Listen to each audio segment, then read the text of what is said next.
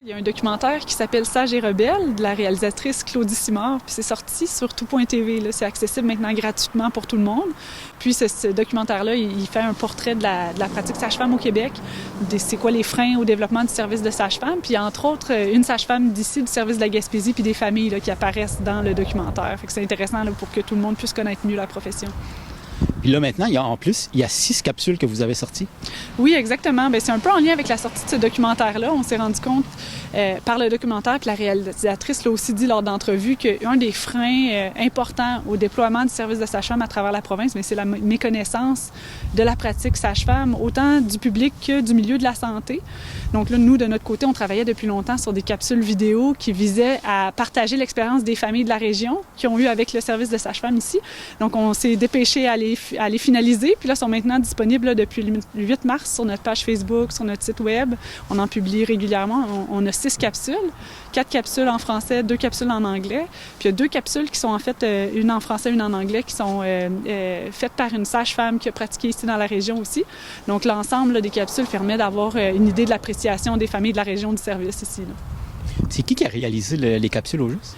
C'est un père qui a bénéficié du service sage-femme lui-même, donc David Arsenault, qui a décidé, suite à avoir bénéficié là, des services sage-femme, de réaliser lui-même des capsules gratuitement avec des familles qui avaient suivi ici aussi, qui avaient été suivies par les sages-femmes. Puis c'est ça, il a réalisé lui-même le travail. Là, ça a pris beaucoup de temps, beaucoup d'énergie, fait qu'on le remercie vraiment gracieusement.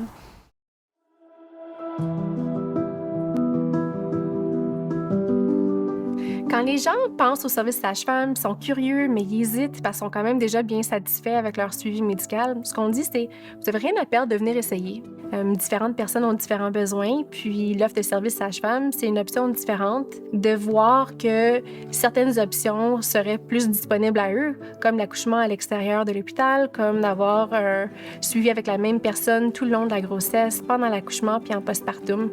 La continuité des soins, c'est très important pour plusieurs personnes, puis le suivi sage-femme permet de l'offrir de façon agréable, personnalisée, puis sécuritaire.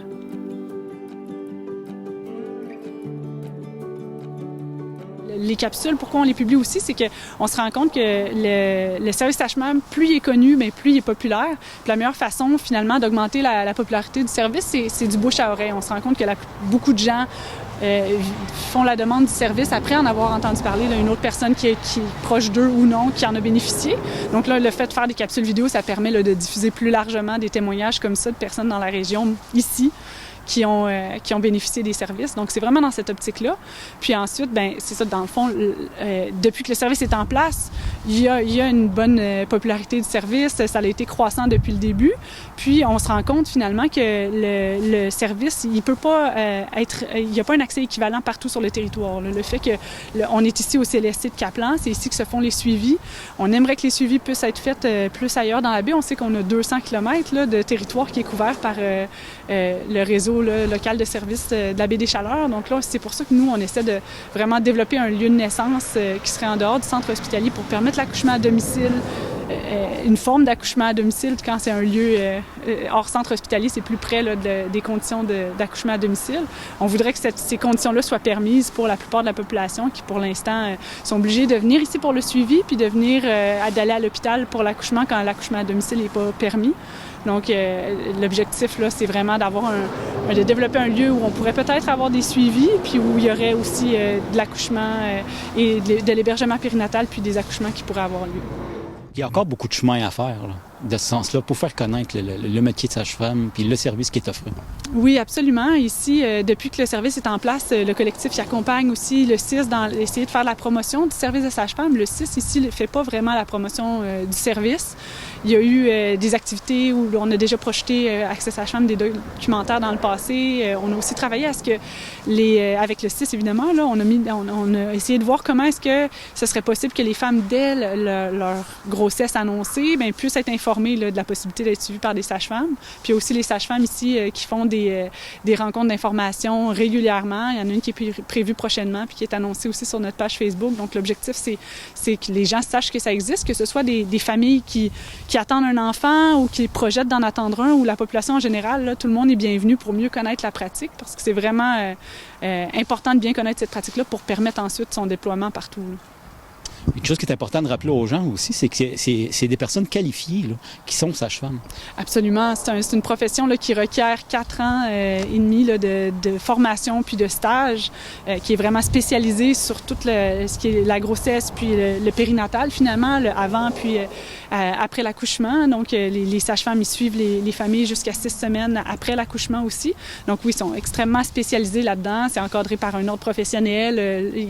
Comme je disais, c'est un baccalauréat qui se donne dans une université au Québec, l'Université de Trois-Rivières.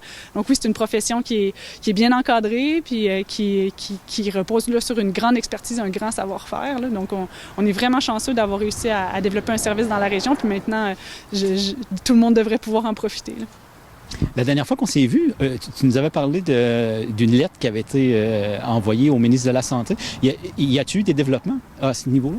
Non, malheureusement, on n'a pas reçu de réponse du ministre Dubé. La demande, je le rappelle, c'était qu'on rencontre 6 collectifs là, qui sont partout au Québec, dans les régions éloignées. On voulait rencontrer le ministre pour qu'il puisse nous donner des informations communes aux 6 régions sur comment est-ce qu'il prévoit déployer le service sage-femme dans les autres régions, qui, eux, n'ont pas de sage-femme, puis aussi comment déployer des lieux de naissance hors centre hospitalier, donc des lieux de naissance dans la communauté. Puis malheureusement, on n'a toujours pas de réponse de leur côté. On a l'impression que ce ne sera pas possible de les rencontrer. Par contre, le fait de ne pas les rencontrer, mais ça fait qu'on y va à la pièce. C'est un peu comme un casse-tête. On essaie d'explorer une option de développement. Finalement, ça ne fonctionne pas là. On essaie autre chose, mais on perd beaucoup de temps, de l'argent aussi, parce qu'on a un chargé de projet qui travaille maintenant avec nous puis qui est rémunéré. Donc, c'est vraiment déplorable qu'on ne soit pas mieux encadré pour permettre le déploiement des lieux de naissance au sein des communautés, parce que c'est quelque chose qui était prévu là, dans le cadre légal, je le rappelle, là.